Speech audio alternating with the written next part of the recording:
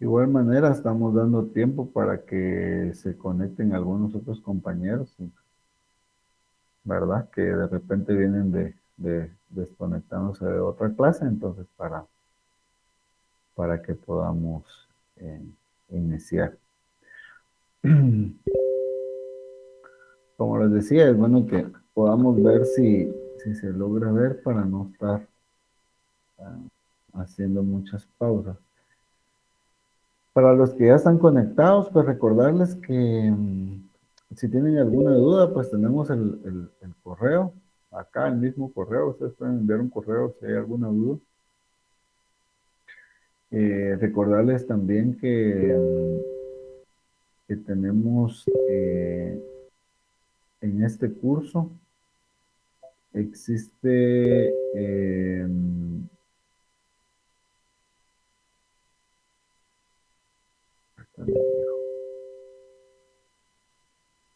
bueno, yo creo que por la hora ya podemos iniciar.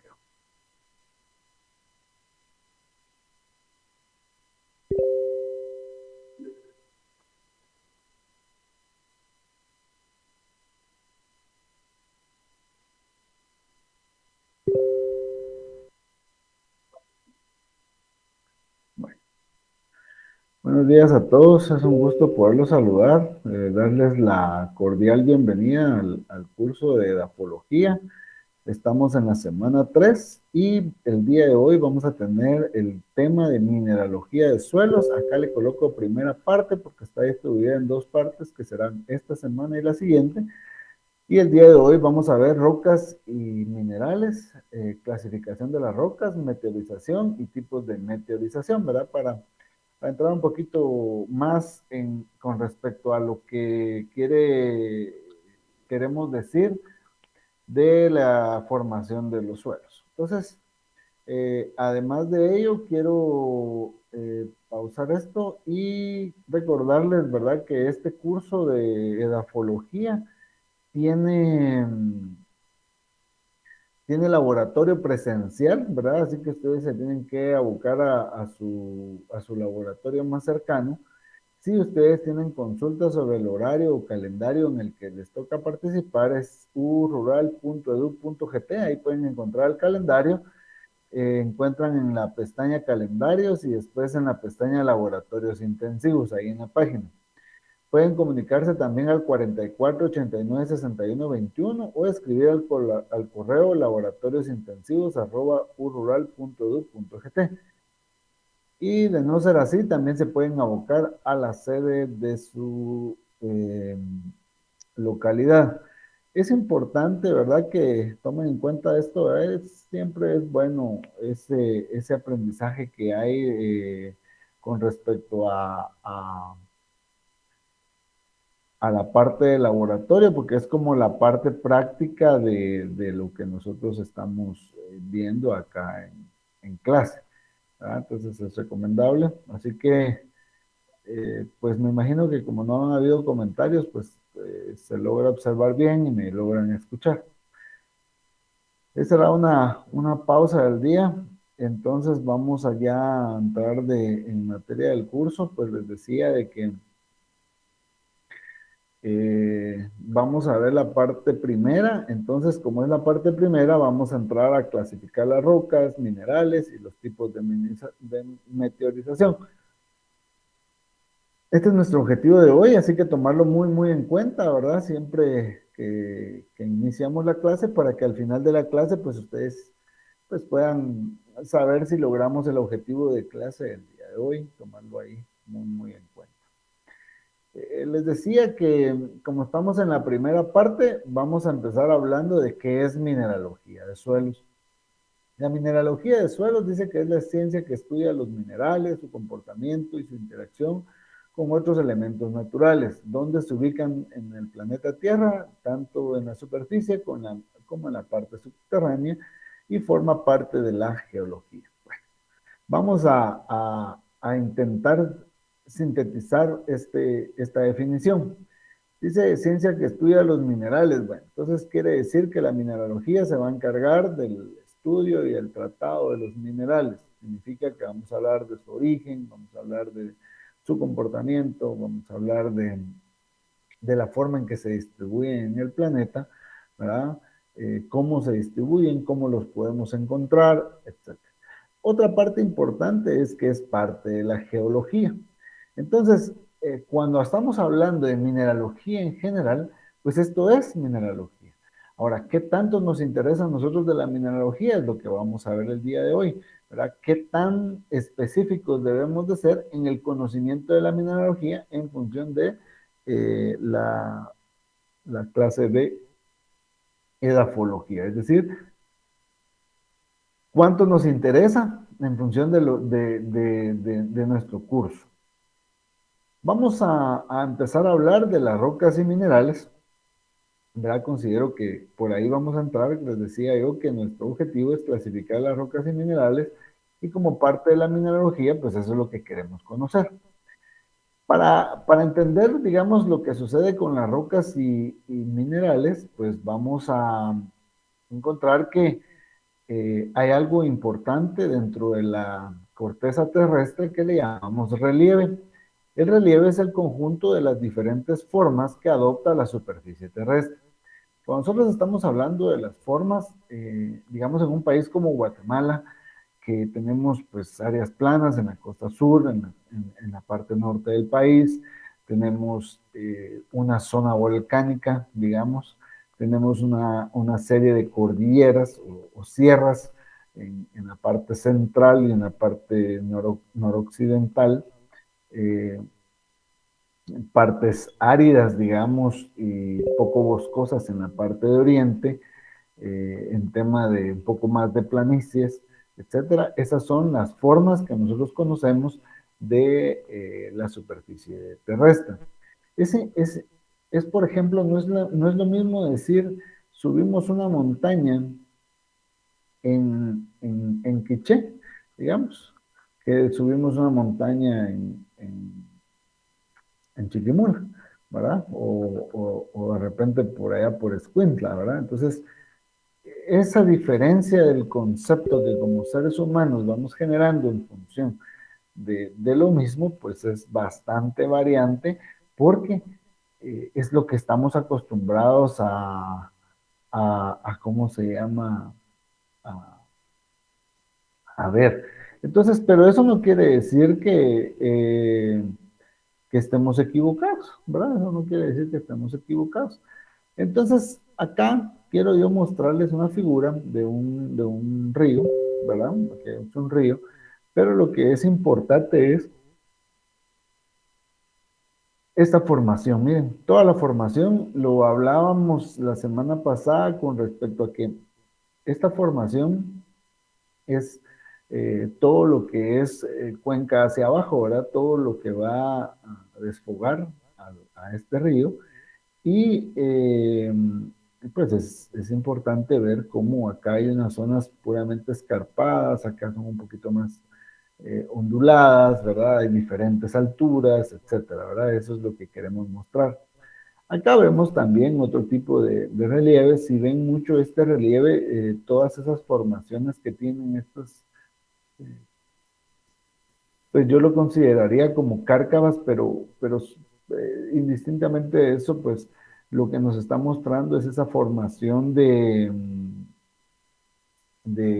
suelo, ¿verdad? Decíamos también que la formación que nosotros estamos tratando eh, es una formación hecha por el agua. La semana pasada lo comparábamos a veces con carreteras de terracería, ¿verdad? Pero básicamente estas formaciones que ustedes están viendo acá son hechas por el agua. Si ven, este es un parteaguas, que les decía yo, este es un parteaguas porque esta es la parte más alta en esta región y todas las aguas corren hacia acá y las otras corren hacia acá, ¿verdad? Es decir, que no se mezclan, ¿verdad? Y por eso le llamamos parteaguas. Aquí hay otro, ¿ven? Aquí hay otro. Aquí hay otro desde acá, que hace esa curva. Bueno, eso es lo que vamos haciendo. Dentro de una cueva, por ejemplo, estamos las formaciones rocosas que se hacen, ¿verdad? Por ejemplo, el techo de la cueva, vamos a pensar que es una roca, empieza a estirar agua, que es el agua que está circulando, ¿verdad? Esas partículas de agua, perdón, esa cantidad de agua lleva partículas de suelo que poco a poco, o minerales que al caer, pues van generando cierto tipo de formaciones dependiendo de la caída que tiene el agua, ¿verdad? En algunas cuevas, cuando ustedes van de excursión, de repente les dicen, mire, fíjese que estamos viendo que tiene una forma tal o tiene una forma tal. Entonces, pues eso es cómo es que se forma. Acá vemos una zona totalmente plana, ¿verdad? Ven toda esta zona totalmente plana. Ven estas grandes montañas, ¿verdad? Que hasta tienen nieve, en esta parte no hay nieve. Entonces vemos, digamos, dependiendo de la altura de la formación. Vean la formación de toda la orilla que tiene contacto con el mar, ¿verdad? Que se va formando de acuerdo a lo que el mar va indicando. Realmente el mar es el encargado de hacer ese tipo de formación. Acá vemos, digamos, un río bastante caudaloso. Y miren todas las curvas que va haciendo. Fíjense que las curvas hacen que el agua vaya bajando su velocidad. Si todas estas curvas se dieran, perdón, si todo esto fuera en línea recta, pues probablemente tendríamos más problemas de inundación. ¿Qué hace que esas curvas existan? Pues todas esas partes vegetativa o cualquier otra situación que encontremos, ¿verdad?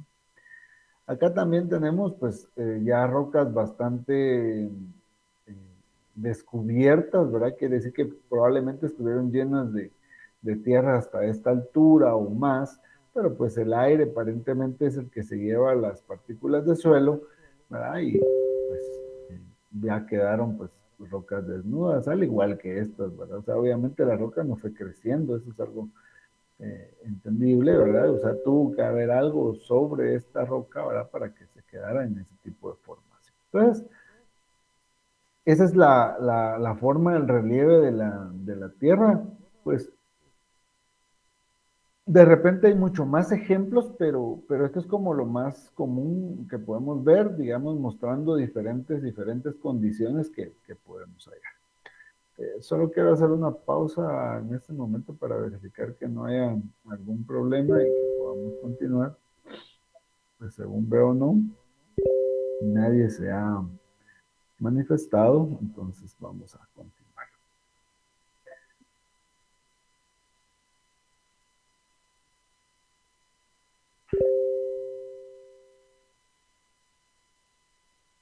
Entonces, el modelado del relieve, ¿verdad? Está causado por procesos geológicos externos. Bueno, pregunta de examen, ¿cuáles son los procesos geológicos externos? Son la meteorización, la erosión, el transporte y la sedimentación. Hasta donde en este momento vamos, ¿verdad? Vamos a ir agregando procesos. Pero esos son los procesos geológicos externos que ayudan a que se genere todo ese modelo de relieve que hay. Para los que tienen un poquito más en este campo de las ciencias agrícolas y les ha tocado la experiencia de hacer, por ejemplo, un análisis de curvas a nivel de gabinete, es decir, a nivel de computadora o en la oficina, pues se hace un análisis previo para que posteriormente se verifique en campo. Y eso es porque puede haber que uno de estos agentes geológicos haya hecho una modificación, ¿verdad? ¿Quiénes llevan a cabo estos procesos geológicos externos? Pues el agua, el hielo, el viento y el mar, ¿verdad? Y pues está movido por la energía solar. Dice también que los seres vivos también apoyan el modelado del relieve, ¿verdad? Porque cuando hablamos de eso estamos hablando de las plantas, estamos hablando de los seres humanos, estamos hablando de los animales. Considero que los animales son los que generan el menor impacto, después las plantas y por ende el de mayor impacto es el hombre. Hemos visto montañas, cerros, digamos, cuando hacemos carreteras, digamos, estamos cambiando totalmente el modelado del relieve. Lo que pasa es que, digamos que acá entra un tema de qué es más beneficioso, ¿verdad? Digamos, si decimos que para nosotros es muy, muy beneficioso el tema de, de hacer carreteras, pensando que es parte del desarrollo de un país, pues como que no le ponemos mucha importancia al hecho de que si estamos cambiando el modelado del relieve.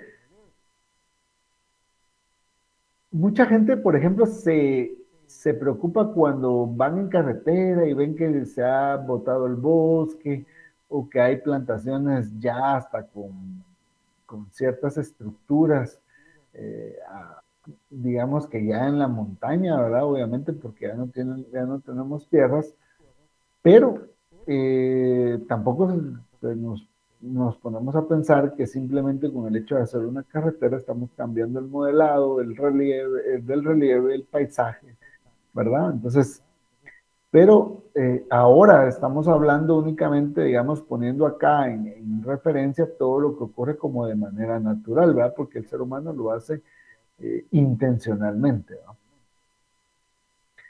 La corteza terrestre, ¿verdad? Tiene elementos fundamentales dentro de sí, siendo el oxígeno el que cubre el 49.3%. Es el que mayormente tiene cobertura dentro de la corteza terrestre, entre su composición seguido del silicio con el 25.8%. Muchas personas piensan que por qué el silicio. Bueno, el silicio es el que genera las arcillas, ¿verdad? Y las arcillas son las que tienen el mayor contenido de minerales, ¿verdad? Que pues en algún momento se convierten en nutrimentos de las plantas. Aluminio, el 7.6%, que el aluminio es lo que en menor contenido debe de existir para el tema de reproducción de plantas. El hierro en el 4.7, el calcio en el 3.4, el sodio en el 2.7 y otro montón de elementos con el resto, ¿verdad? Para tener una idea de cuánto podríamos encontrar dentro de la corteza terrestre. Estos elementos raramente se encuentran aislados. Lo normal es encontrarlos unidos con otros, unos con otros, formando muchos tipos de minerales y rocas, ¿verdad? Entonces, estos, dice aquí, ¿verdad? Que los encontramos muy como unidos a otros, ¿verdad? Ejemplo, tenemos el cuarzo, que es un mineral muy común en la corteza terrestre. El granito es una roca muy común en la corteza terrestre. Entonces, el cuarzo como mineral y el granito como roca, pues los encontramos de manera común en la corteza terrestre. Y ustedes me dirán que de repente en algunos momentos eso es algo que les pasa normalmente, ¿verdad? De que ustedes sí se han encontrado este tipo de minerales o de rocas. Obviamente para nosotros, digamos que no estamos en la parte de la geología o muy metidos en esto, pues de repente nos cuesta mucho distinguirlos, ¿verdad? Hay más de 4.000 minerales identificados a nivel de estudio, ¿verdad? Entre ellos el azufre, el cobre, la pirita y la malaquita, ¿verdad? Entonces, para que tomemos idea de lo que habría que conocer, ¿verdad? El mineral en sólido inorgánico natural que posee una estructura interna ordenada y una composición química definida. Este es el concepto de lo que es mineral. Vamos a repetir. Sólido inorgánico natural que posee una estructura interna ordenada, una composición química definida. Entonces, primero dice que debe ser sólido. El mineral debe ser sólido, ¿verdad? Debe ser inorgánico, debe ser natural, ¿sí? Debe poseer una estructura interna ordenada y debe de poseer una composición química definida. Ahí están las características para que yo pueda distinguir un mineral. Entonces, vamos pues, aparecer de forma natural, ¿verdad? En la corteza, ser inorgánico, ser sólido, poseer una estructura ordenada y tener una composición química. Esas son las características que debe de tener un mineral, ¿verdad? Cualquier cosa que no cumpla estas características no es un mineral. Entonces veamos. Es entre el cuarzo y el mercurio, dice, un mineral es una sustancia sólida. Los líquidos y los gases no son. Entonces el mercurio no puede ser ¿verdad? Porque está en condición líquida. El cuarzo es una sustancia sólida muy común en la roca. Un mineral es una sustancia natural. Los fabricados por las personas no lo son. El diamante es una piedra preciosa. La circonita es un diamante sintético, ¿verdad? Entonces, cuando ustedes le den a la pareja una circonia, pues van a saber que no es un mineral, ¿verdad? Un mineral es una sustancia no producida por los seres vivos, ¿verdad? La calcita es una sustancia inorgánica. Las conchas son producidas por los seres vivos. Un mineral tiene una composición química determinada. El grafito es carbono puro, dispuesto en capas horizontales. El carbón puede tener distintas composiciones. Entonces ahí vemos como una forma más específica de ir encontrando las características. Creo que así es como vamos a ir viéndolo. También dice que los átomos de los minerales se unen disponiéndose ordenadamente en el espacio formando redes cristalinas, ¿verdad? Y aquí vemos todas las formas de unión, las formas en las que lo podemos encontrar, ¿verdad? Así es como se distribuyen los átomos y forman cristales, ¿verdad? De las redes cristalinas. Este se refiere mucho a tener una composición, una estructura interna ordenada. La parte de la red cristalina del cloruro de sodio, ¿verdad? Es esta, ¿verdad? Y vamos a obtener un cristal de halita o sal gema, ¿verdad? Que es el cloruro de sodio, que es la sal que nosotros normalmente consumimos. Si ustedes se dan cuenta, en la sal que nosotros comúnmente consumimos, eh, son cristales, ¿verdad? Son pequeños, pero son cristales, es la forma en que se presenta, ¿verdad? Ahora, aparte de las características que acabamos de tratar en función de los minerales, vamos a ver propiedades de los minerales. Entonces, cada mineral va a tener su fórmula química y unas propiedades características. Hay propiedades que dependen de la estructura cristalina, es decir, de la forma cristalina que se presenta, o de la, digamos, de la parte sólida, ¿verdad? Es el hábito, la dureza, la exfoliación y la fractura y la densidad. Y las que dependen de la composición química, es decir, como de la naturaleza del mineral, el color, la raya y el brillo. Entonces ahí tenemos dos formas de propiedades de los minerales y los vamos a ir analizando. El hábito es. El hábito es la forma usual de presentarse los cristales minerales o los agregados de cristales. Quiere decir que el hábito es cómo se presenta, o sea, cómo me lo voy a encontrar yo en el ambiente, pues. Si yo estoy excavando en algún lado o haciendo un análisis de suelo, entonces yo digo, bueno, encontré esto. Si yo encuentro, por ejemplo, un hábito acicular en forma de agujas, pues es una mesolita. Si encuentro un hábito laminar, es la mica, y si encuentro agregados arriñonados, es la geotita. Y así vamos a encontrar un sinfín de minerales, ¿verdad? No únicamente estos tres. Quiere decir que todos los minerales tienen una forma de presentarse común. Quiere decir que la mesolita no se va a presentar en un hábito laminar, siempre va a ser acicular y viceversa, ¿verdad? Así con todos los materiales, los minerales, perdón, para que lo vayamos tomando en cuenta porque es una propiedad, ¿verdad?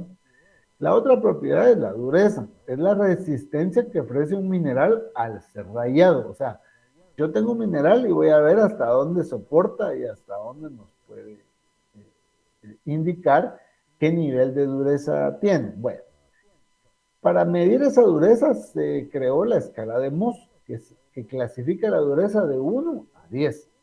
El mineral de dureza 1 es el más blando, es decir, como el más suave, mientras el de dureza 10 es el más duro, ¿verdad? Como el diamante.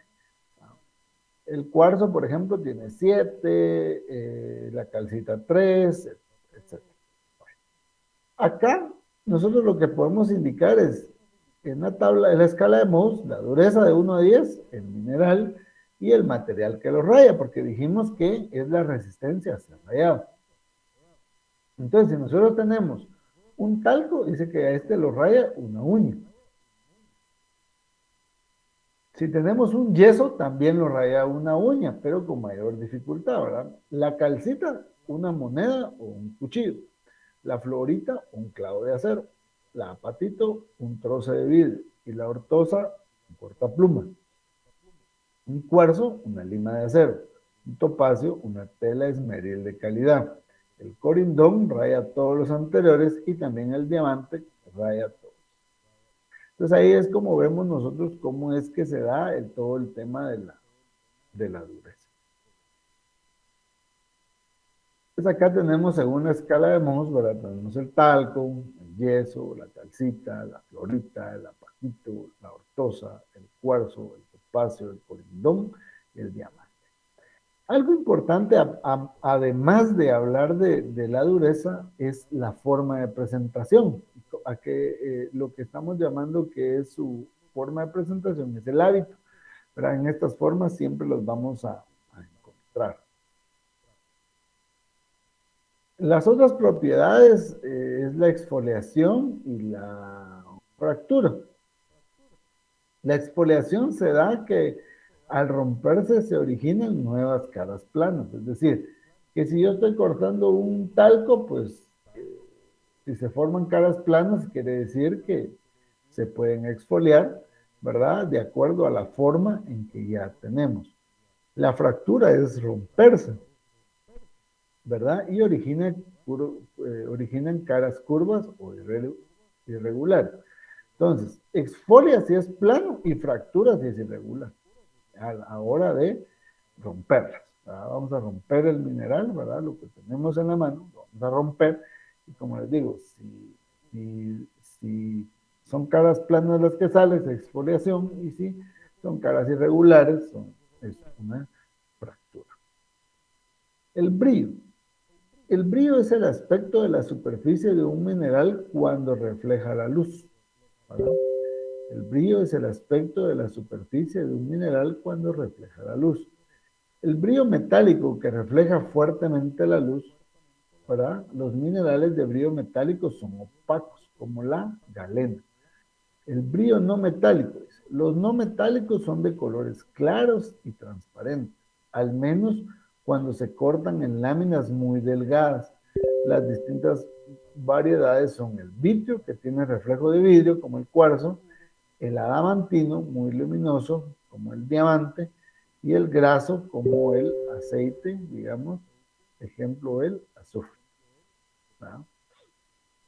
Entonces ahí tenemos los tipos de brillo que nosotros vamos a encontrar. La otra característica es el color y brillo. Algunos minerales poseen un color característico como el gris de la galena o el azul de la zurita. Otros minerales, en cambio, pueden tener distintos colores. Así, el cuarzo puede ser cuarzo blanco, cuarzo violeta, cuarzo gris, cuarzo incoloro, entre otros. Además, distinguimos entre distintos tipos de brillo. El metálico, si el mineral brilla como los metales, y el vitrio, si lo hace como el vidrio. Perlado, si brilla como las perlas, y mate, si no brilla. Ahí vamos creando un poco más de concepto en función de estas propiedades. Las formas de los cristales nos pueden ayudar a reconocer el mineral del que se trata. Como ves, algunos minerales poseen formas poliédricas definidas. La pirita forma cubos, la calcita tiene una forma romboédrica, el cuarzo termina en pirámides regulares y el aragonito tiene una forma de prisma hexagonal. Ahí tenemos entonces las diferentes formas que vamos a ver. Quiero regresar a estos, ¿verdad? Ya vimos el hábito, ya vimos la dureza, la exploración, la fractura, la densidad y otros, ya vimos el color, ya vimos el brillo, ¿verdad? Para que vayamos en ese orden, ¿verdad? Las otras propiedades químicas, digamos, es someter los minerales y rocas a experimentos químicos para hacerlos reaccionar y averiguar y su composición. Por ejemplo, está la efervescencia. La efervescencia es la formación de burbujas de gas por una reacción química. Pero para que eso reaccione, digamos, nosotros vamos a tener que hacer algo. En este caso, podemos aplicar algún ácido a la roca o al mineral, ¿verdad? Y si hace burbujas, pues vamos a decir que está haciendo efervescencia. Las burbujas a las cuales nos referimos es cuando nosotros tomábamos algún analgésico, ¿verdad? Y lo introducíamos en agua. Yo creo que todavía venden de esos. Se introducen en agua, ¿verdad? Y estos analgésicos, ¿verdad? Hacen burbujas hasta deshacerse y desaparecer. Pues ese tipo de burbujas son las que nos referimos con la efervescencia. Otra propiedad de la que podemos hablar es la doble refracción o birrefringencia de la calcita. O sea, la calcita tiene esta propiedad. La doble refracción, y ustedes pueden ver, ¿verdad?, cómo hay la misma palabra, vamos a hablar de esta palabra, para que la estén viendo, dice valor. Entonces, tiene dos veces esta, ¿verdad?, una sobre otra, como haciéndole una sombra, y a eso es la doble refracción. Primera refracción es porque lo podemos observar de lado a lado, o sea, tenemos el mineral, ¿verdad? O sea, tenemos la calcita sobre una hoja de papel y se logra ver la palabra. Y es doble refracción porque se ve doblemente, ¿verdad? Entonces, pues eso es lo que tenemos.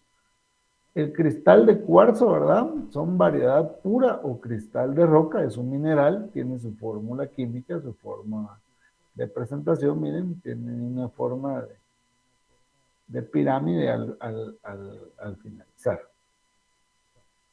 El feldespato potásico, ¿verdad? Es una ortosa, ¿verdad? Que está compuesta de potasio, aluminio, silicio y oxígeno, ¿verdad? De igual manera podemos saber aquí, ¿verdad? Esa solo tiene silicio y tiene oxígeno. La mica negra o biotita, ¿verdad? Que tiene potasio, tiene aluminio, tiene hidrógeno, tiene silicio y tiene oxígeno, ¿verdad? Esta es su fórmula química. Ya habíamos hablado de la mica. Es una cuestión laminar, es su forma de presentación, es su hábito, ¿verdad? Los cristales de pirita, ¿verdad? Así se presentan los cristales de pirita. La calcita también es un mineral, es un carbonato de calcio, ¿verdad? Nos sirve mucho para la regulación de pHs, ¿verdad? Obviamente hay que procesarlo, por supuesto. El azufre, la malaquita, el cobre y la pirita, yo creo que habíamos visto esto, ¿verdad? Pero para hacerles un recordatorio, aquí tenemos la pirita con cristales cúbicos y el cuarzo con cristales hexagonales, con extremos piramidales. Ahora, estos eran minerales, ahora vamos a ver rocas. Dice que las rocas son agregados. ¿Qué es un agregado? Es formado por la unión de varias cosas, ¿verdad? Bueno, entonces nos dice qué cosas son uno o varios minerales, ¿verdad? Quiere decir que cuando nosotros estamos hablando de una roca es algo que está formado por uno o varios minerales. Ahí se forma la roca. Entonces, el agregado de varios minerales, por ejemplo, el granito, es una roca. Agregado de un solo tipo de mineral es el mármol. Ahí ya tenemos, por ejemplo, para poder diferenciar de lo que estamos hablando. Las rocas son agregados de minerales y se clasifican según su origen, ¿verdad? Entonces tenemos las rocas exógenas o sedimentarias y las rocas endógenas. Exógena, ¿verdad? Es porque ocurre ocurren en la superficie terrestre, ¿verdad? Se dan ahí las situaciones de las rocas exógenas, por eso se llaman así, por compactación de materiales procedentes de la erosión de otras rocas. Bueno, entonces quiere decir que lo que estamos formando es un conglomerado. Entonces, si nosotros estamos hablando que esto sucede sobre la superficie de la Tierra por compactación, es decir, la compactación es como la unión, ¿verdad? Vamos a hacerlo, de materiales procedentes de la erosión. Quiere decir que primero se genera la erosión. Si recordamos, tenemos erosión, transporte y sedimentación. Y hasta ahí vamos nosotros ahorita. Por eso se llaman rocas sedimentarias, ¿verdad? Porque son procedentes de la erosión de otras. Las rocas endógenas originadas por procesos internos pueden ser a su vez de dos tipos. Las rocas ígneas o magmáticas, que se recuerdan es por solidificación de materiales fundidos procedentes de un magma. Es decir, recordemos, el magma es como la lava, lo que normalmente conocemos, y esa se solidifica, se cristaliza o llega a temperaturas, ¿verdad? Hay una disminución de temperatura y por eso se forma una roca ígnea. Una roca metamórfica es por transformación de rocas sometidas a presiones y temperaturas muy altas, ¿verdad? Yo les decía que, por ejemplo, si una roca, ya sea sedimentaria o magmática, la metemos a cierta temperatura alta, pero es que no se va a convertir nuevamente en magma, eso es una roca metamórfica. Ese es el resultado. Bueno, entonces clasifiquemos las rocas. Las rocas, eh, eh, ¿y cómo se llama? Las rocas las vamos a clasificar como las veníamos analizando el día de la semana pasada. Entonces, las ígneas, las sedimentarias y las metamórficas. Ustedes dicen, bueno, ¿y esto qué tiene que ver? Es básicamente la base de lo que acá estamos diciendo, solo que acá nosotros ya nos estamos yendo nuevamente a cómo es que se van formando, o sea, dónde se van originando, y en cambio, ¿verdad? Lo que nosotros estamos viendo es que es cómo se están formando, ¿verdad? Para su clasificación según su origen. Las ígneas ya habíamos dicho que se forman por la solidificación de un magma. Entonces nosotros decimos, bueno, pero esas no las miramos. Es lo que nosotros normalmente pensamos, pero sí. Ustedes han visto granito, han visto basalto, han visto obsidiana, han visto piedra pómez, ¿verdad? Que viene de ese origen. La sedimentaria, que se forman a partir de sedimentos, hemos visto arenisca, hemos visto caliza, hemos visto conglomerados. Las metamórficas, que se forman a partir de otras rocas sometidas a altas presiones y temperaturas sin llegar a fundir. El mármol, la pizarra, la gneiss y la cuarcita. Acá solo estamos viendo algunos ejemplos, ¿verdad? Que ustedes pueden ver comúnmente, ¿verdad? Que esa es como un poco la idea de esto. Tenemos una roca ígnea, una roca metamórfica y una roca sedimentaria, ¿verdad? Yo creo que la sedimentaria, pues como la mayoría son hechas por conglomerados, pues creo que la imagen es bastante elocuente, ¿verdad? Es decir, como que se unen un montón, ¿verdad? Pero vamos a ver más adelante por qué. Esta es la imagen que veíamos a final de la semana pasada, ¿verdad? Que si tenemos un magma y este se cristaliza, nos va a formar una roca ígnea que después se incorpora a la corteza o a la parte superficial de la Tierra. Si esta roca ígnea nuevamente recibe calor y se fusiona, regresa a ser un magma. Si esta roca ígnea recibe calor y presión, pero no se fusiona, pues se convierte en una roca metamórfica, ¿verdad? Y la roca metamórfica conformada, si sube de su temperatura y se logra fusionar, también se convierte en magma, ¿verdad? Si las rocas metamórficas sufren calor y presión, vuelven a ser rocas metamórficas. Las rocas metamórficas también se incorporan a la corteza y a la superficie de la Tierra. Las rocas sedimentarias, como estas, pues, preceden de sedimentos, ¿verdad? Que se compactan, ¿verdad? Se convierten en rocas sedimentarias.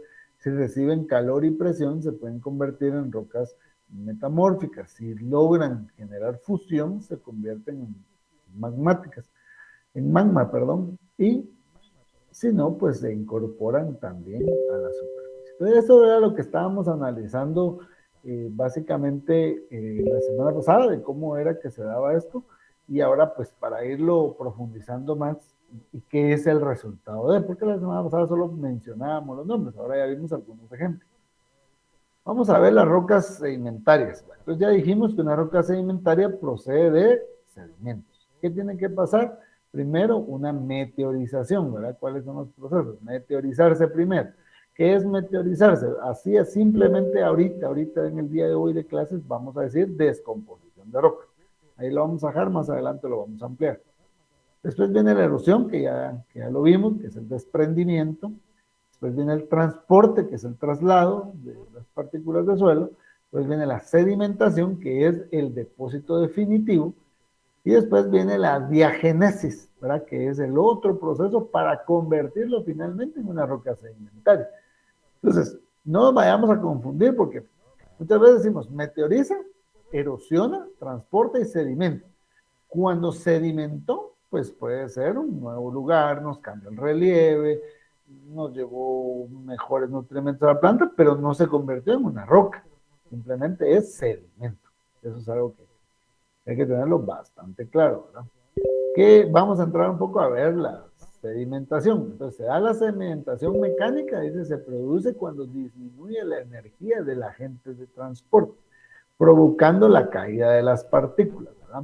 Entonces, quiere decir que, digamos, si el agente de transporte es el aire y se da la caída de partículas, ustedes lo pueden ver con el polvo, ¿verdad?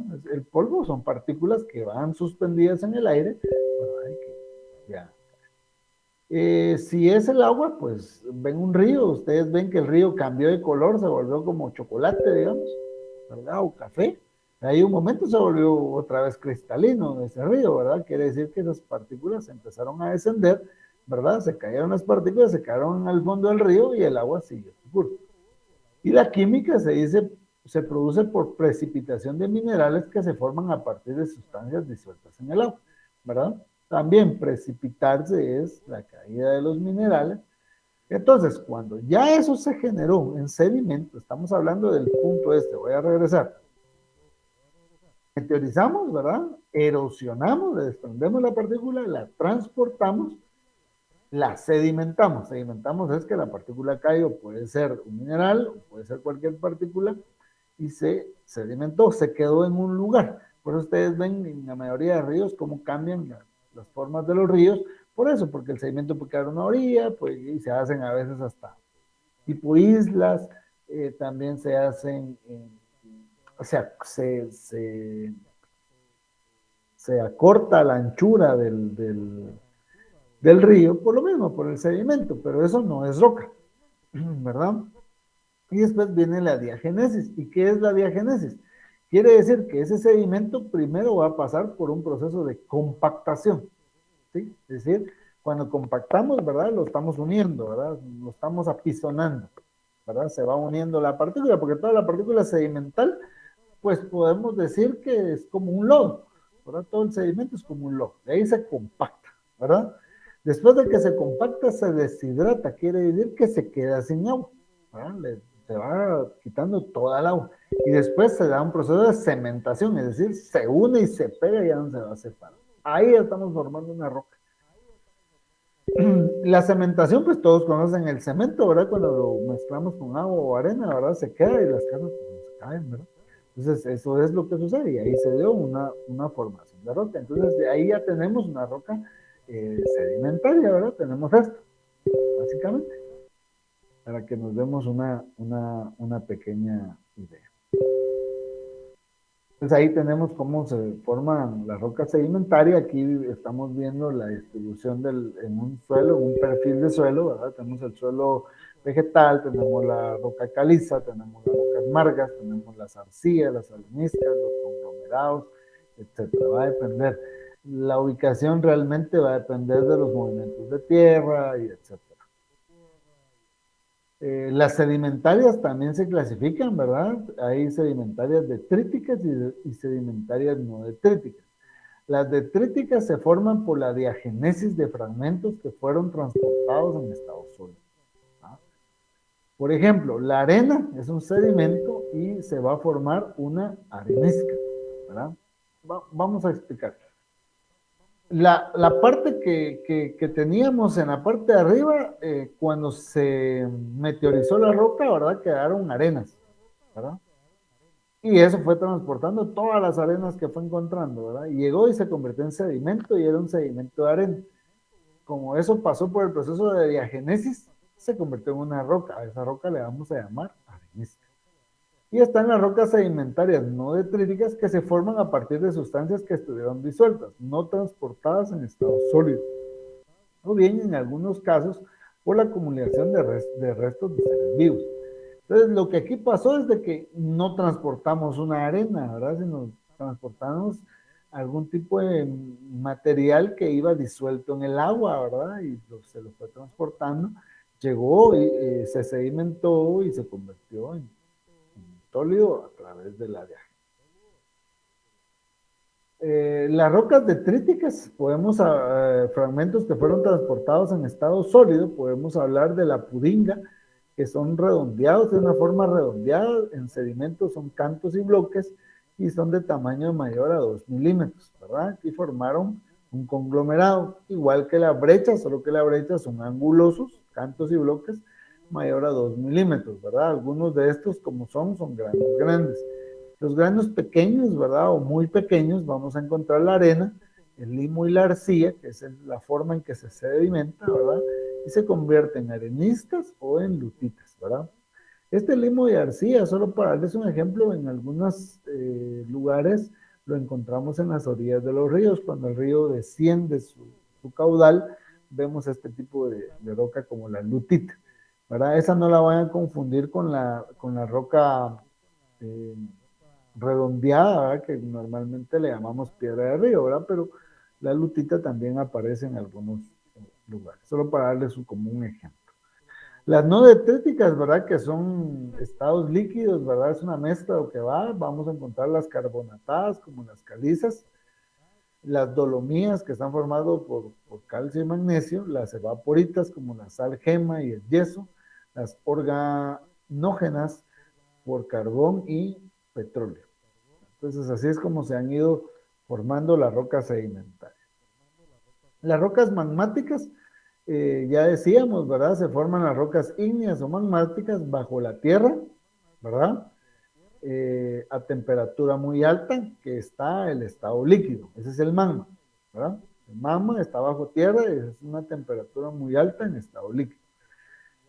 Se pueden dar dos tipos de enfriamientos, ¿verdad? Por ejemplo, cuando un volcán tiene chimeneas y tiene la parte de la erupción volcánica, que es el verdadero agujero, tiene la lava, que es lo que evoluciona. Entonces, cuando esto está haciendo erupción, vamos a tener un enfriamiento en la superficie. Y entonces ahí vamos a obtener rocas volcánicas, ¿verdad?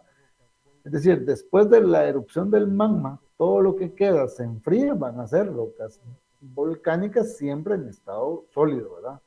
Y si se da el enfriamiento en profundidad, o sea, no se forma a partir de los volcanes, se van a llamar rocas plutónicas, siempre en estado sólido. Clasificación de las rocas magmáticas. Las plutónicas tenemos el granito, la sienita y el gauro. Solo son ejemplos, ¿verdad? Las filonianas, la pegmatita, aplita y el pórfido, que estas se dan, las filonianas son como en la parte intermedia entre las plutónicas y las volcánicas. Y en las volcánicas tenemos el basalto, la andesita y la pugnita. Entonces, para aquellos que viven cerca de zonas volcanosas, pues podrían verificar, ¿verdad?, qué es lo que ahí se encuentra en función de las rocas volcánicas. Finalmente, las rocas metamórficas, ¿verdad? Que ya hablamos que son formadas por transformación de rocas preexistentes, es decir, que puede ser una roca sedimentaria o una roca magmática o ígnea, ¿verdad? Como consecuencia de altas presiones y temperaturas. Cualquiera de las dos anteriores se meten a altas presiones y temperaturas y como no pasa nada más, se forman, ¿verdad? No se llegan a fundir y tenemos las rocas metamórficas, ¿verdad? Estas rocas tienen una textura orientada, ¿verdad? Son la pizarra, el esquisto y la gneiss, y la no orientada, por ejemplo, el mármol y la cuarcita. Un ejemplo, pues como dice acá, recuerda estos nombres. El granito es una roca formada por 3 minerales, ¿verdad? Se recuerdan que la roca es formada por uno o por varios minerales. Entonces el granito es una roca formada por 3 minerales. Tiene cuarzo, que es la parte gris, el feldespato u ortosa, que es blanco, y la mica, que es negra, ¿verdad? Si nosotros se recuerdan, pues este granito como que a veces es muy bonito, nos gusta mucho, ¿verdad? El tema del granito, a muchos les gusta, ¿verdad? Lo han visto ustedes en los pisos de las casas, se utiliza, ¿verdad? Porque dice que el granito es la roca más corriente de la corteza continental. Entonces, eh, a lo que se refiere también es de que lo vamos a encontrar pues en grandes cantidades, ¿verdad? Entonces, eh, eso no quiere decir que algo esté mal, sino que la belleza de la combinación de estos tres materiales, principalmente en su color, hace que nosotros lo veamos muy común, ¿verdad? Entonces, por ejemplo, vemos el granito, ¿verdad? Que lo colocan también en las cocinas, desayunadores, mesas, ¿verdad? Hay diferentes lugares donde colocan el granito, ¿verdad? Pues como para tener un ejemplo de que no, a veces pensamos que lo que estamos viendo en teoría, pues está muy lejos de la realidad. Otro tipo de granito, digamos el granito rosado, ¿verdad? Porque la ortosa es de color rosado. La caliza está formada por un solo tipo de mineral llamado calcita. El mármol es una roca formada por un solo tipo de mineral. Y acá, pues vamos a tener ya un resumen de todo lo que platicamos hace un momento. Vamos a iniciar que la corteza terrestre, lo decíamos, está formada por rocas, ¿verdad? Estas rocas están constituidas por minerales y también estos minerales, lo dijimos, tienen que tener una estructura cristalina seria, tienen que tener sus elementos como el hierro, el silicio, todos los elementos que vimos, tienen que tener una fórmula química, ¿verdad? A través de estos elementos de contenido, ¿verdad? Y pues podemos mencionar al cuarzo y la calcita como minerales. Estas rocas también, ¿verdad? Podemos obtener minerales mena como el cobre, el plomo, y también obtenemos materia prima, ¿verdad? En este ejemplo poníamos algo para la construcción. Bueno, las rocas pueden ser ígneas, sedimentarias y metamórficas. Las ígneas pueden ser plutónicas, ¿verdad? Como el granito, ¿verdad? Que son las que se enfrían dentro de la corteza terrestre, y las volcánicas son las que se enfrían posterior a una erupción, ¿verdad? Y que el magma se logra enfriar. Las sedimentarias pueden ser la caliza, los conglomerados y las areniscas, que provienen de un proceso de meteorización, erosión, transporte y sedimentación. Las metamórficas, ¿verdad? Que son cualquiera de estas dos ígneas o sedimentarias, pero que fueron expuestas a altas temperaturas, pero sin generar fusión. Entonces, por lo tanto, se formaron otro tipo de rocas y quedaron ejemplos: el mármol, la pizarra y la cuarcita. Entonces, así es como tenemos nosotros un ejemplo de todo lo que hemos visto en función de las rocas. Vean, esto nos dice mucho porque no nos dice que la corteza está formada por minerales, sino está formada por rocas, como las rocas. Pueden ser de un mineral o de dos, de tres, de cuál, no sé cuántos minerales, pues de ahí es donde nosotros obtenemos muchos de los compuestos que nosotros utilizamos en el desarrollo de las plantas, que al final es parte de lo que a nosotros nos interesa, ¿no? Vamos a entrar entonces al otro tema. Ya he entendido qué es una roca, qué es un mineral, cómo está formada la corteza terrestre, cuál es el origen, cómo se clasifican, etcétera, ¿verdad? Ya vimos ahí toda esa parte. Vamos a ver si no hay alguna consulta para poder continuar.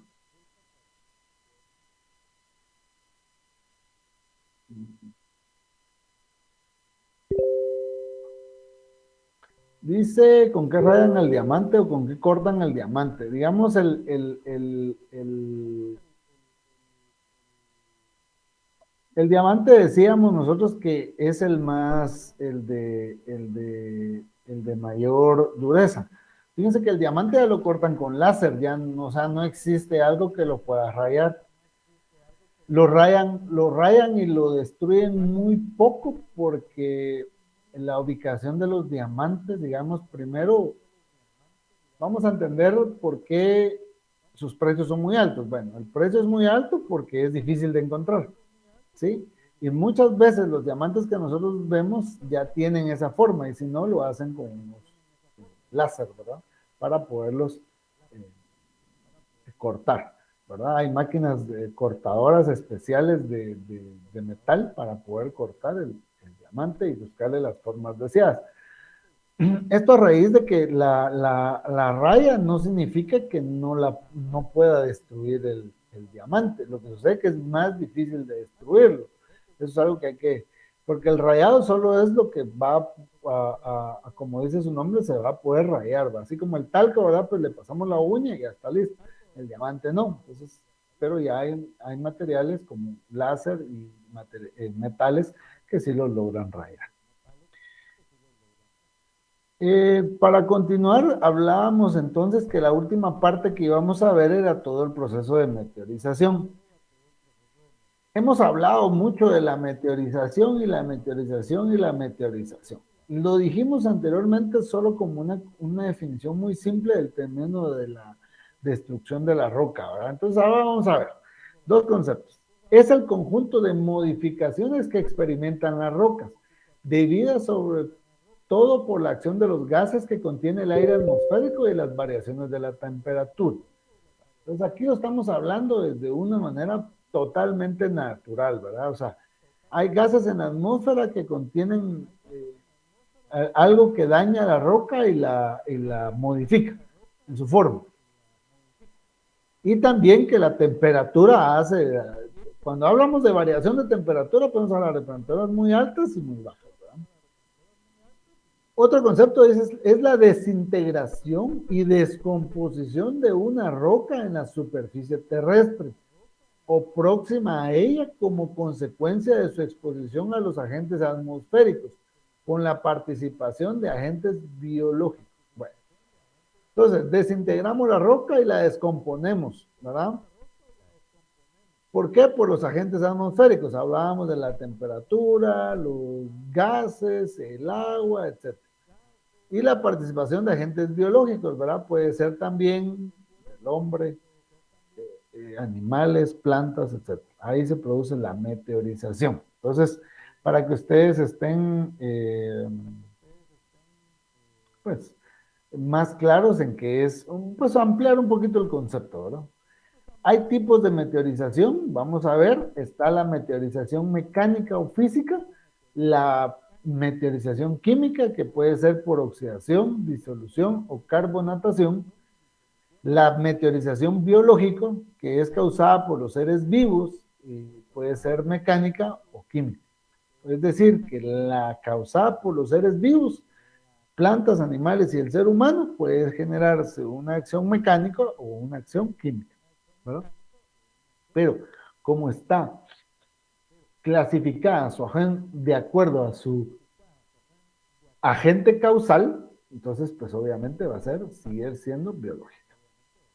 Empecemos pues. Mecánica o física. Produce desintegración o ruptura en la roca sin afectar a su composición química o mineralógica. Bueno, ¿qué nos quiere decir eso? Que se va a romper la roca, pero no va a pasar nada por dentro. ¿Sí? Simplemente podemos hacer miles de pedazos de la roca, pero no pasa nada por dentro, ¿verdad? En estos procesos la roca se va haciendo, es decir, se va disgregando en materiales de menor tamaño y ello facilita el proceso de erosión o remoción posterior. Entonces acá tenemos, miren, acá se ha fragmentado la roca, desintegrado, ¿verdad? Roto toda la roca, pero pues sigue intacta. Aquí podríamos ver un vestigio de roca quebrada, ¿verdad? Aquí también, ¿verdad? Que puede ser por cualquier agente. Bueno, cuando se da en climas fríos, el agua penetra en las grietas de las rocas, se hiela y aumenta el volumen ejerciendo un efecto de cuña. Lo que nos está refiriendo es que, por ejemplo, en estas grietas que ustedes logran observar acá, se puede introducir agua. Entonces se mete el agua, ¿verdad? Se mete el agua. Y en algún momento bajan las temperaturas y esta agua que está introducida ahí llega a temperaturas de congelación. Cuando llega a esas temperaturas de congelación, se ensancha, ¿verdad? O sea, crece. Y eso pues lo pueden comprobar ustedes, ¿verdad? Metan una cantidad de agua al refri y vean que va a subir entre el 9 o el 10% más o menos en promedio de crecimiento del espacio. Entonces, cuando crece, obviamente se vuelve como una cuña, ¿verdad? Porque lo va ampliando. Lo que va haciendo es ampliar. Está la roca, se introdujo el agua y como va creciendo.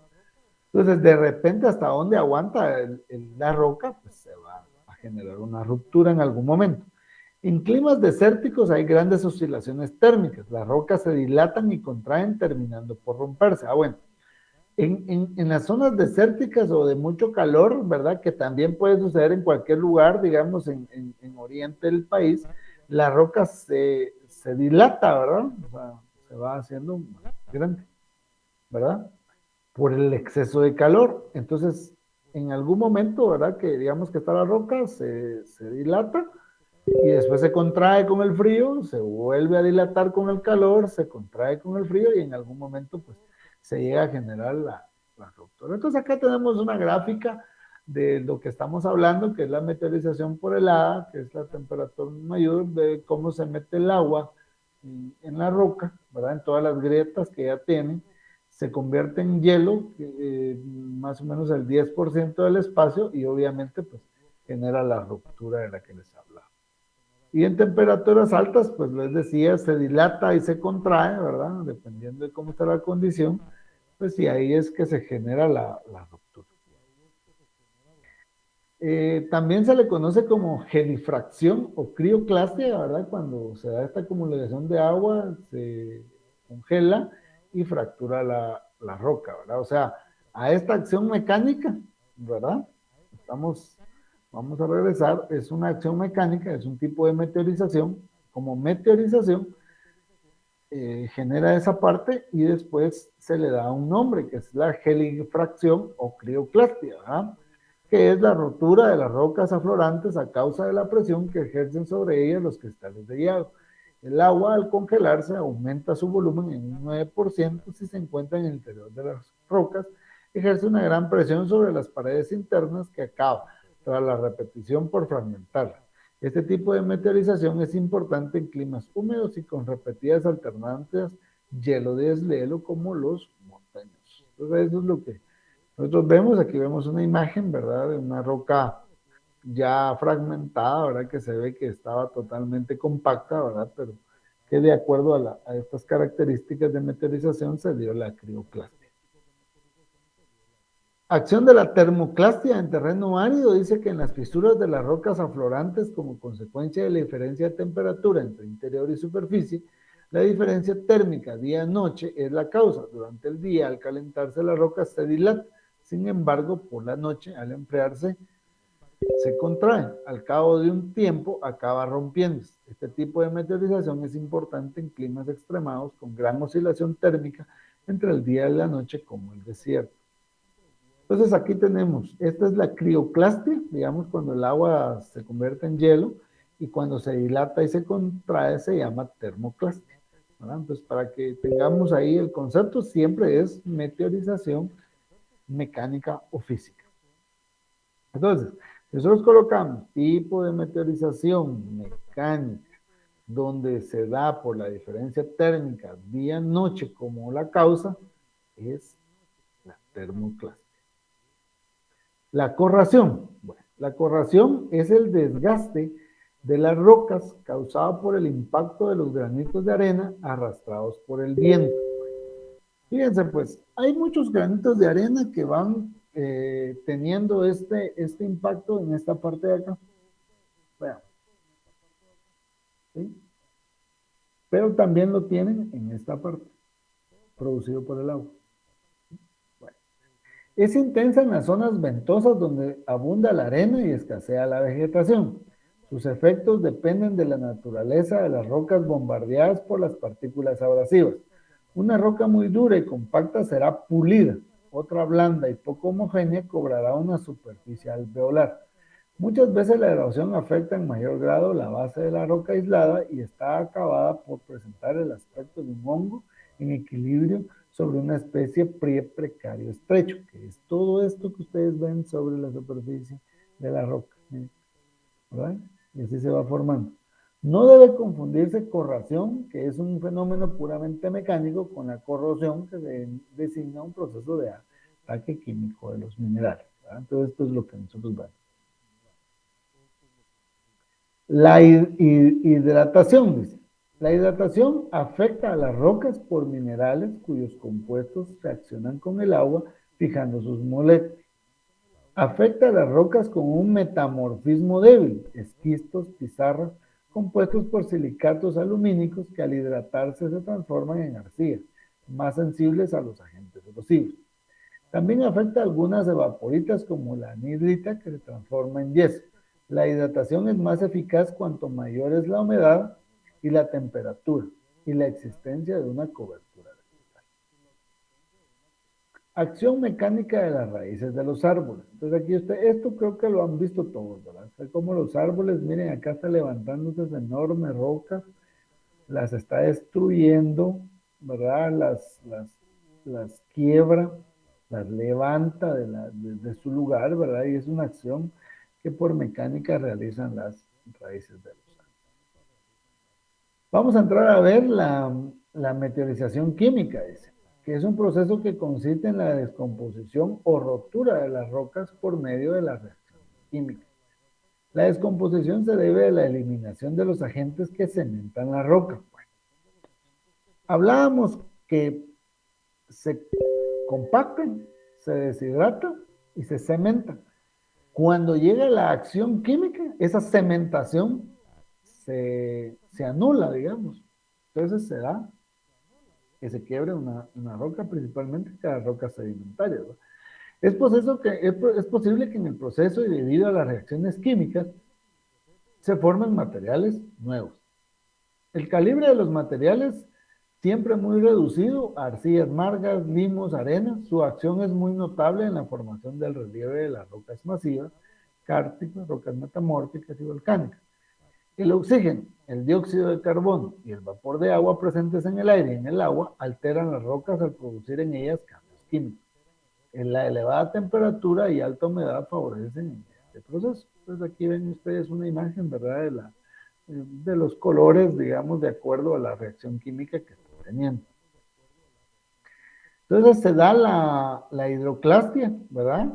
Que consiste en la fragmentación de la roca debido a las tensiones que produce el aumento y reducción del volumen de determinadas rocas cuando se empapan y se secan. Acá estamos utilizando agua.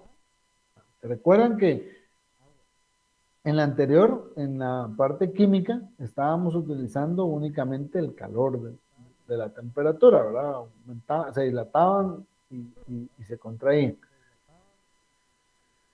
En la hidroclastia es mojarse y secarse, ¿verdad? Los ciclos de humectación y secado son más lentos que los del hielo, pero más persistentes. Quiere decir que hay mucha agua sobre la roca, ¿verdad? Y después se seca. Otra vez pasa un gran tiempo mojado y otra vez.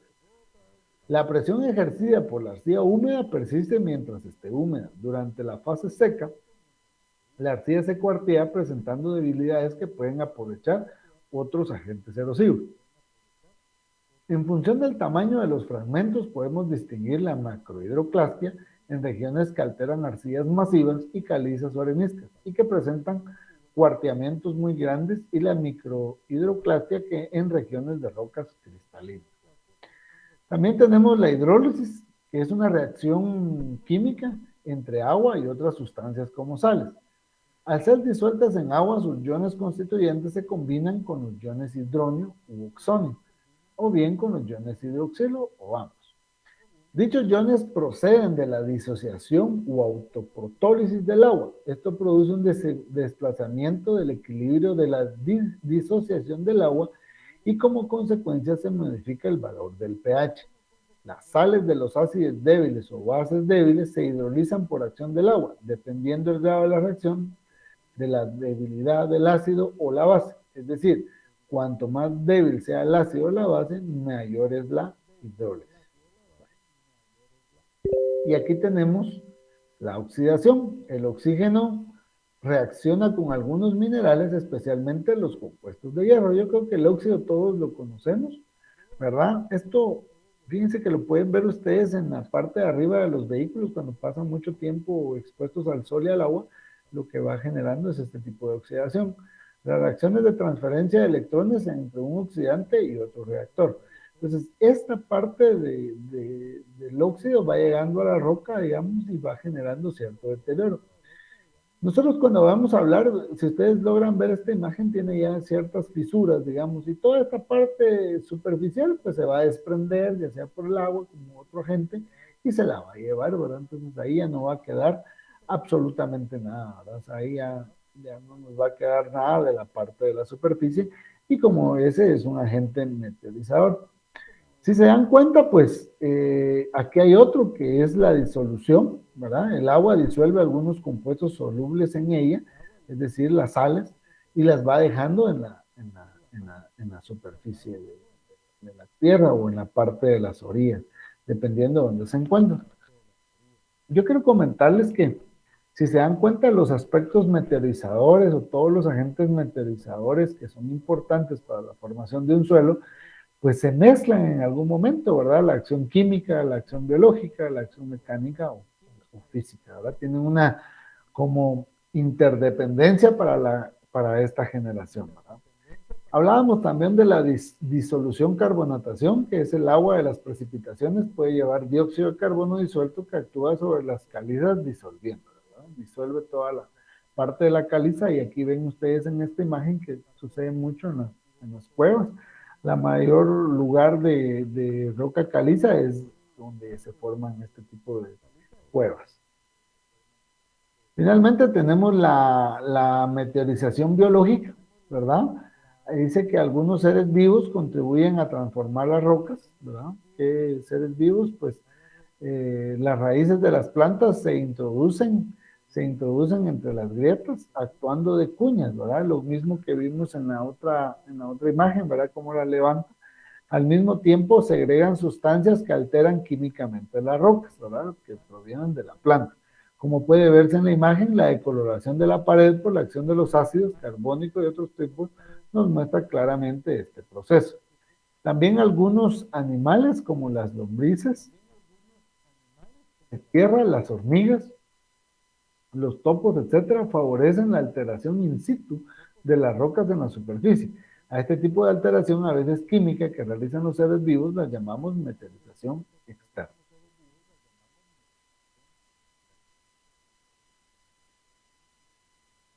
Tenemos la meteorización, digamos, determinados seres vivos liberan al medio sustancias ácidas que dan lugar a cambios en las rocas. Por ejemplo, las eyecciones, ¿verdad? Todos los resultados de la digestión de los animales muchas veces contienen ácidos que van pues, dañando la, la parte superficial de la roca. Entre estos destacamos bacterias, hongos, líquenes y los excrementos de algunas aves. Los vegetales provocan la rotura de las rocas debido a la acción de sus raíces. A su vez, estas raíces también frenan procesos erosivos producidos, por ejemplo, por lluvia torrencial. Los animales que escarban en el terreno, como los topos, los conejos, etcétera, rompen las rocas e intervienen en su meteorización. Los líquenes, hablábamos la vez pasada de los líquenes, ¿se recuerdan cuando decíamos que los líquenes son los primeros que llegan y colonizan un lugar totalmente desprovisto de tierra y que solo tenemos rocas? Los primeros que llegan son los líquenes, ¿verdad? Que son organismos constituidos por la simbiosis entre un hongo llamado micobionte y un alga o cianobacteria llamada ficobionte, ¿verdad? Entonces, aquí hay una asociación para poder sobrevivir de estos dos organismos, ¿verdad? Eh, Forman una capa bajo la protección del hongo, las algas, ¿verdad? Son resistentes a condiciones adversas, es decir, puede haber frío, calor, mucha lluvia, son bastante resistentes, es así como en la foto, ¿verdad? lo podemos ver, ¿verdad? Aguantan desecación, radiación solar, logran fotosintetizar, ¿verdad? Eh, las llamadas sustancias liquénicas permiten un mejor aprovechamiento de agua, luz y la eliminación de sustancias perjudiciales. Entonces, estos líquenes que son los primeros colonizadores siempre, pues van a ser los que van a empezar a generar un daño biológico a la roca. Acá les presento que es un canchal, que lo reconocemos como un río de piedra formado por fragmentación de las rocas que ruedan por acción de la gravedad y se acumulan al pie de la ladera de una montaña. Ahora aquí vemos la imagen de cómo han sido erosionadas todas estas rocas, ¿verdad? Durante el tiempo se depositan ahí porque obviamente disminuyó el caudal. A eso le llamamos un canchal. ¿Qué es una dolina? Pues cuando una cueva se hunde, origina en la superficie del terreno una depresión circular u ovalada de paredes verticales, ¿verdad? Esto es una dolina. ¿Sí? O sea, normalmente pues es como el cráter de un volcán, solo que hacia abajo, ¿verdad? Pero tiene, porque como dice acá, pues normalmente es por el hundimiento de alguna cueva que había, ¿verdad? Se deterioró y pues, quedó. Una cima es una chimenea o un pozo vertical que puede ser más ancho en la superficie, ¿verdad? Que va de más pequeño, es como un cono, ¿verdad? Se va ampliando, ¿verdad? Esa es una cima. Nosotros conocemos, tenemos otro concepto de cima, ¿verdad? Pero el verdadero es ese, ¿verdad? Va a tener, es un agujero, es un conito, ¿verdad? Así que, pues hoy clasificamos las rocas, los minerales, los logramos identificar, logramos ver la importancia que tienen en la formación en la formación de los suelos, ¿verdad? Porque es importante su composición. Ven que los minerales tienen que tener una composición química, una formación cristalina, que más adelante vamos a ver su importancia. Vimos que las rocas están formadas por uno o varios minerales, ¿verdad? Es decir, que toda roca que nosotros encontramos tiene uno o varios minerales, dependiendo de qué tipo de roca es ígnea, sedimentaria, es metamórfica, ¿verdad? El primer aspecto para el tema de formación del relieve es la meteorización. Vimos qué tipos de meteorización hay: mecánica, hay física, hay química, hay biológica, ¿verdad? Y vemos la importancia de la acción del hombre dentro de esa parte biológica. Vemos algunas interioridades también de cada uno de estas formas de meteorización. Así que, pues agradecerles el tiempo, muchísimas gracias por todo eso, por la atención prestada. Nos vemos la siguiente semana, ¿verdad? Esperamos estar todos acá, ¿verdad?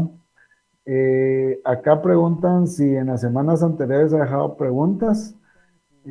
Para el parcial van a entrar las preguntas de los videos cortos subidos a la plataforma. Miren, voy a dejar clara esta parte porque ha sido como muy recurrente.